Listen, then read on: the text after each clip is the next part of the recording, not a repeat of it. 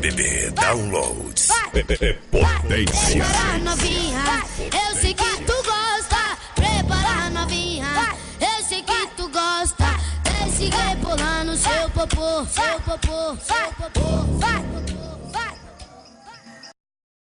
Lucas do Rio Verde contra Alta Floresta.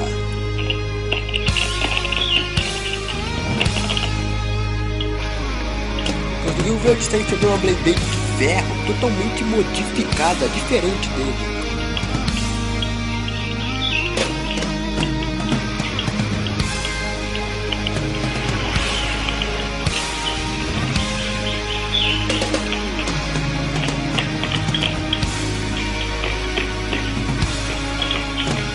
E o vencedor é Lucas do Rio Verde. Sensacional o jeito que ele foi, hein?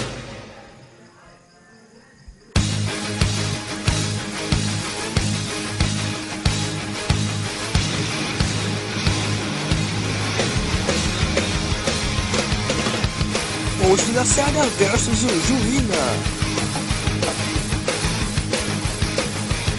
Você que está aí nos acompanhando, assistindo essa bela batalha, se sua cidade apareceu aqui, compartilhe, curta esse vídeo com os seus amigos aí, o seu município que ganhar, que apareceu. E quem ganha é o Pontes de Lacerda. E vamos pela próxima luta, Nova Mutum versus Campo Verde. Já começa dando um bom ataque ali, ó.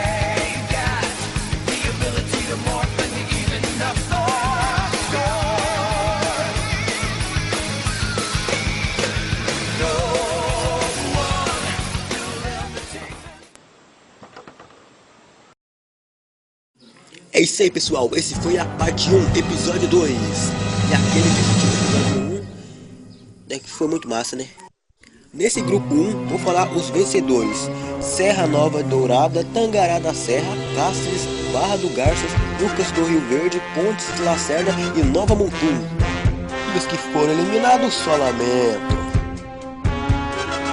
Na próxima parte, terá vários municípios também competindo. Se eu fosse você, eu não perdia, porque é duelo de Beyblade municipal.